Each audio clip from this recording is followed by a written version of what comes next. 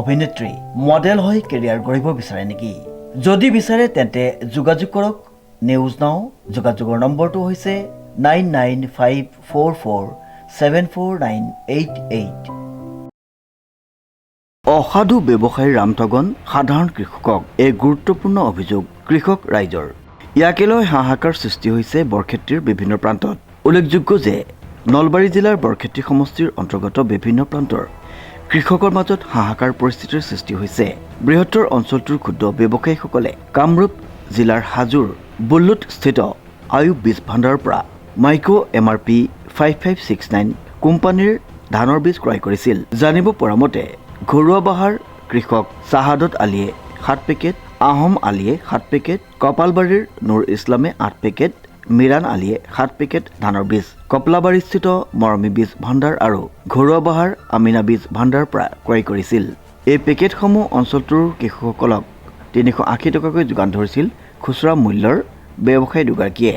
অঞ্চলটোৰ কৃষকসকলে বৰক্ষেত্ৰীৰ বিভিন্ন প্ৰান্তস্থিত ব্যৱসায়ীসকলৰ পৰা মাইক্ৰ কোম্পানীৰ ধানৰ বীজসমূহ ক্ৰয় কৰি পানীত তিয়াই থোৱাৰ পিছতো এই ধানৰ বীজসমূহ অংকুৰিত নোহোৱাত বিপদত পৰে কৃষকসকল।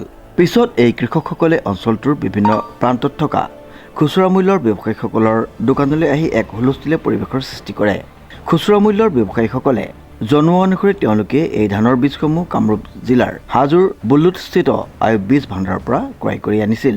ইতিমধ্যে ভুক্তভোগী ক্ষুদ্ৰ ব্যৱসায়ীসকলে তেওঁলোকৰ ধানৰ বীজসমূহ অংকুৰিত নোহোৱাৰ কথাটো পাইকাৰী ব্যৱসায়ী আইজুল আলীক জনাইছিল যদিও পাইকাৰী ব্যৱসায়ীয়ে কোম্পানীৰ কথাকৈ বিষয়টোৰ সম্পৰ্কত গা এৰা দিয়াত ক্ষুব্ধ হৈ পৰিছে ক্ষুদ্ৰ ব্যৱসায়ীসকল।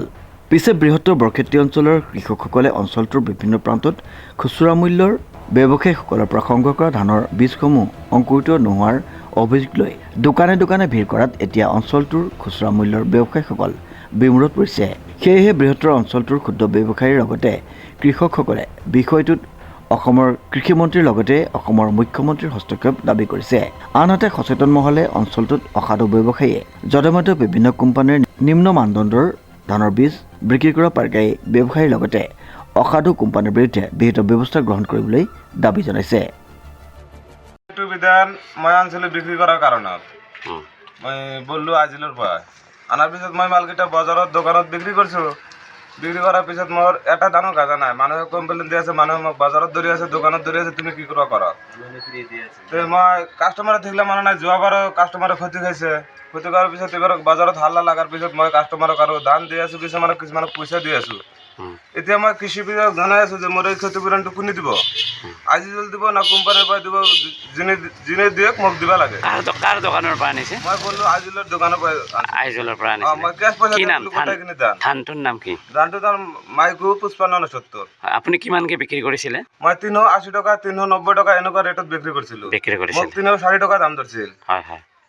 এতিয়া আপোনাৰ সহায় হৈছে। এতিয়া মোৰ যিকেইটা ধান 2 বেগ ধান আনিছিলোঁ গোটেইখিনি ধান এনেকুৱা আপোনাৰ দোকানীবিলাকৰ আপোনাৰ তাকে আহিছে। মোৰ ফালৰ পৰা লৈছে, মোৰ ফালৰ পৰা মোকে ধৰিছে। তুমি কি কৰা কৰক, আমি কোম্পানীৰ চিনি নাপাওঁ, আমাৰ ধান লাগে, ক্ষতিপূৰণ লাগে। পিছত মই ধান দি আছোঁ, কিছুমানক পইচা দি আছোঁ। এতিয়া আমাৰ ক্ষতিপূৰণটো লাগে। কৃষি বিভাগক মই আইজুলক কৈ আছোঁ, আইজুল কয় তুমি কোম্পানী চাওক, কিন্তু মইতো কোম্পানী কি নাম কম ধানটোৰ নাম কি? ধানটোৰ নাম হ'ল মাইক্ৰ 5569। কিন্তু মই আইজুলক কৈ আছোঁ, আইজুল কয় তুমি কোম্পানী চাওক, কিন্তু মইতো কোম্পানী ক'ত আছে সেইটো নাজানো। আপোনাৰ নাম?